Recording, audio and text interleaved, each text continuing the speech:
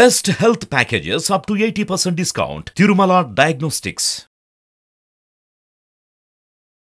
Sir నమస్తే sir. నమస్తే అండి.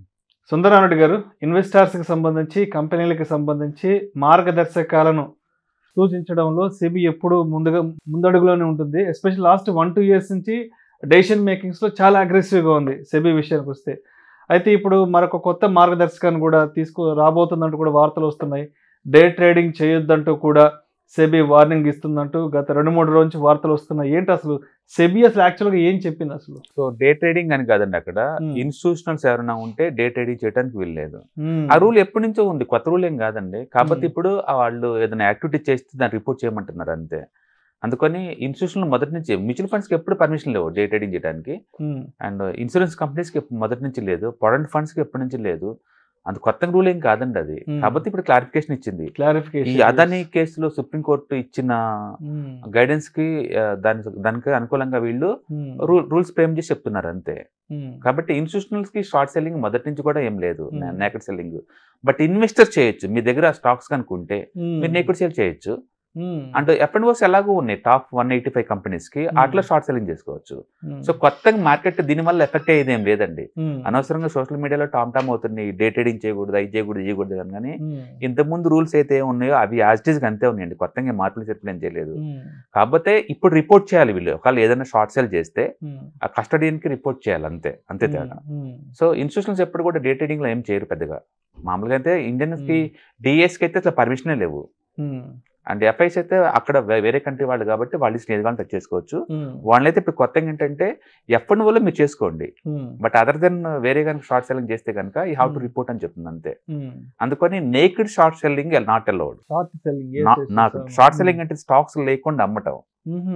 బట్ మీ దగ్గర ఆల్రెడీ స్టాక్స్ ఉంటే you're allowed to short sell. మీ దగ్గర ఆల్రెడీ డిమాట్ అకౌంట్ లో కానీ స్టాక్స్ ఉంటే మీరు నేకెడ్ సెల్లింగ్ చేయొచ్చు. ఓకే, స్టాక్స్ లేకుండా చేయొద్దు అని చెప్తుంది. మొదటి నుంచి కూడా రూల్ అది అంతే ఉంది, ఇప్పుడు కొత్తగా ఏం కాదు. కాబట్టి ఇప్పుడు వాళ్ళు రిపోర్ట్ చేయాలి, ఒకవేళ వాళ్ళు ఏదైనా చేస్తే కనుక. ఎఫ్ఎండ్ఓ స్టాక్స్ లో వాళ్ళు షార్ట్ సెల్లింగ్ చేస్తారు కదా, చేసినప్పుడు ఏంటంటే స్క్రిప్ట్ వైజ్ వాళ్ళు కస్టడియన్కి ఇన్ఫార్మ్ చేస్తే వాళ్ళు ఎక్స్చేంజ్కి ఇన్ఫార్మ్ చేస్తారు. కాబట్టి డే ట్రేడింగ్ బ్యాన్ ఏం లేదు. మన ఇంటర్డేలో ఏదైతే రిటైల్స్ ఎలా షార్ట్ సెల్ చేసుకోవచ్చు అలా చేసుకోవచ్చు. అండ్ జస్ట్ ఈ rules meant for only institutional activity. అది కూడా అదానీ కేసులో సుప్రీంకోర్టు ఇచ్చిన గైడెన్స్ క్లారిటీ ఇవ్వాలి కాబట్టి సెబీ వాళ్ళు ఇచ్చారు. నేకెడ్ సెల్లింగ్ నాట్ అలౌడ్ అంతే. ఓకే, బట్ ఎఫ్ఎండ్ఓస్ లో మీరు ఎట్లా షార్ట్ చేసుకోవచ్చు, ఫీచర్స్ ఆప్షన్స్ లో ఎక్స్పైరీ దాకా మనం ఉంచుకోవచ్చు షార్ట్ సెల్ చేసేసి. సో రూల్స్ ఏం మార్చలేదండి, కాబట్టి ఎవరైనా షార్ట్ సెల్ చేద్దామని చేసుకోవచ్చు. And more ever this rules meant for only institutional investors, not for retailers, not for the individual investors or retailers. Okay. And features options ఉందే షార్ట్ సెల్ చేసుకోవడం కోసం, అవి అందులో రూల్స్ ఏం మార్చలేదు ఏమి. ఓకే, అండ్ చాలా వరకు టాప్ 500 స్టాక్స్ మినహాయిస్తే మిగతా అన్ని కూడా T2T ఉంటుంది, ట్రేడ్ టు ట్రేడ్ కేటగిరీ ఉంటుంది. అవి ఇంటర్డేలో అలో చేయరు షార్టింగ్ కి, డెలివరీ తీసుకుని ఇంటర్డేలో అమ్మనివ్వరు. అవి ఎట్లాగూ T+1 తర్వాత మీ డిమాట్ అకౌంట్ వచ్చిన తర్వాత అమ్ముకోవటమే. అందుకని రూల్స్ ఎప్పటి నుంచో ఉన్నాయి. ఓకే, కాబట్టి ఈ సర్క్యూట్ ఫిల్టర్స్ ఉన్నాయి, ఈ రూల్స్ ఆల్రెడీ ఉన్నాయి. కేవలం ఎఫ్ఐఎస్ ఎవరన్నా ఇన్స్టిట్యూషనల్ ఇన్వెస్టర్ ఎవరైనా ఉంటే day trading is not allowed. మీరు కనుక షార్ట్ సెల్ చేస్తే దాన్ని రిపోర్ట్ చేయమంటున్నారు అంతే. ఇన్స్టిట్యూషన్స్ ఎప్పుడు కూడా టాప్ 180 కంపెనీలోనే ట్రేడ్ చేసుకుంటారు వాళ్ళు. చిన్న కంపెనీలు వాళ్ళ సైజ్ కి అవి సెట్ అవ్వవు, చిన్న కంపెనీస్. అందుకని వీటిల్లో ఎఫ్ఎండ్ఓ స్టాక్స్ లో ఎలాగో అలౌడ్ ఉంది. కాబట్టి దీని ద్వారా ఇండియన్ మార్కెట్ ఎఫెక్ట్ అయితే 0 అండి. సోషల్ మీడియాలో హాల్సేల్ చేసినట్టు దీనివల్ల ఏదో ఎఫెక్ట్ కాబోతుంది, కొరియాలో బ్యాన్ చేసినట్టు ఇండియాలో బ్యాన్ చేసిన అంటున్నారు. అలా ఏం కాదండి. అలాగే ఇంతకుముందు ఏ స్టేటస్ ఉందో ఆ స్టేటస్. కాకపోతే ఇంతకుముందు స్క్రిప్ట్ వైజ్ వాళ్ళు ఇన్ఫార్మ్ చేయరు షార్ట్ సెల్ చేస్తే, ఇప్పుడు ఇన్ఫార్మ్ చేయాలి కస్టడియన్ కి. కాబట్టి ఏ రోజుకి ఆ రోజు మనకు అర్థం అది ఎందులో ఎన్ని షార్ట్స్ కొట్టారనేది. బట్ దీనివల్ల ఏంటంటే ముందు రోజుల్లో స్టాక్ లెండింగ్ బిజినెస్ బాగా బీన్ అవుద్ది. ఎవరైనా షార్ట్ చేద్దాం అనుకుంటే ఇన్వెస్టర్ చేయొచ్చు కదా. అందుకని కంపెనీలో ఏదైనా బ్యాడ్ న్యూస్ కనపడింది అనుకో వాళ్ళకి, ఆ స్టాక్ ను షార్ట్ కొట్టాలనుకున్నప్పుడు ఏంటంటే స్టాక్ లెండింగ్ వల్ల వాళ్ళు స్టాక్స్ ని రెంట్కి తీసుకొని సెల్ చేస్తారు. మళ్ళీ ఎప్పుడైనా ఓనర్ కావాలనుకున్నప్పుడు మళ్ళీ బై బ్యాక్ చేసి ఇస్తుంటారు. ఈ లోపు నీకు రెంట్ ఇస్తుంటారు. యుఎస్ఏలో చాలా పెద్ద బిజినెస్ అండి ఇది, స్టాక్ లెండింగ్ బిజినెస్. ఇండియాలో అంత పాపులర్ కాదు ఇది, బట్ దీని పుణ్యం అంటే అది పాపులర్ అవుతుంది ముందు రోజుల్లో అంతే. సో కొత్తగా అంత చేంజెస్ ఏం లేదండి. సో ఈ మధ్య సెబీ ఏం చేసినా సరే అందరూ ఉలిక్కిపడి ఇది చేస్తున్నారండి. బట్ షార్ట్ సెల్లింగ్ బ్యాన్ అంటే ఏం లేదు ఇక్కడ. ఓకే, ఇన్స్టిట్యూషన్స్ ఎప్పుడు చేయరండి, ఎందుకంటే వాళ్ళ సైజుకి ఇంటర్డే అంత వర్త్ కాదు. ఎందుకంటే ఇంటర్డే ట్రేడింగ్ చేస్తే ఇండివిజువల్ ట్యాక్స్ బ్రాకెట్ ఎంత ఉంది అక్కడ దాకా పోతుంది. అంటే లిటరల్లీ 30% ఇన్కమ్ ట్యాక్స్ దాకా వెళ్తావు. రెండోది ఓవర్ ట్రేడింగ్ అవుద్ది కాబట్టి బ్రోకరేజ్కే దగ్గర 20-30% తగ్గిపోతుంది. అన్ని భాగంగా నీకు విన్ రేటు ఎంతో ఉంటే తప్ప అక్కడ సక్సెస్ ఛాన్సెస్ చాలా తక్కువ. అందుకే ఇన్స్టిట్యూషన్లు ఎవరు కూడా వాళ్ళ సైజ్ తగ్గట్టు ఇంటర్డే ఏం చేయరండి. ఏదో ఆల్గో ట్రేడింగ్ చేసేవాళ్ళు హై నెట్ ఇన్వెస్టర్స్ వాళ్ళు చేస్తారేమో కానీ మొదటి నుంచి కూడా ఇన్స్టిట్యూషన్లు అంత అగ్రెసివ్గా ఇంటర్డే ట్రేడింగ్ లాంటి ఏం చేయరు. వాళ్ళు చేసేదే F&Oలో చేస్తారు. F&O short selling allowed.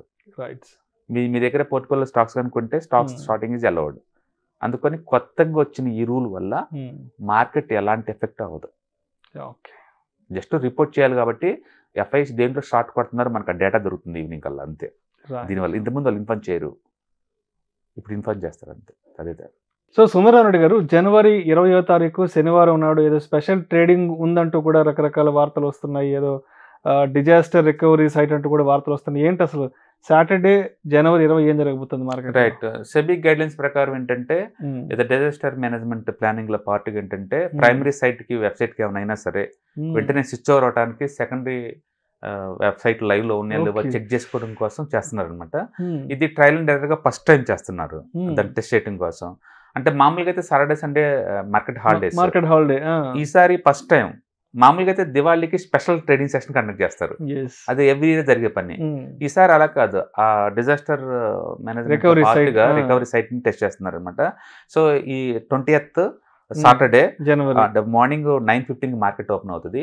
అంటే 10 o'clock వరకు ఉంటుంది, 45 minutes. తర్వాత మళ్ళీ బ్రేక్ ఇస్తారు. మళ్ళీ 10:30 నుంచి మళ్ళీ 12:30కి క్లోజ్ చేస్తారు అనమాట.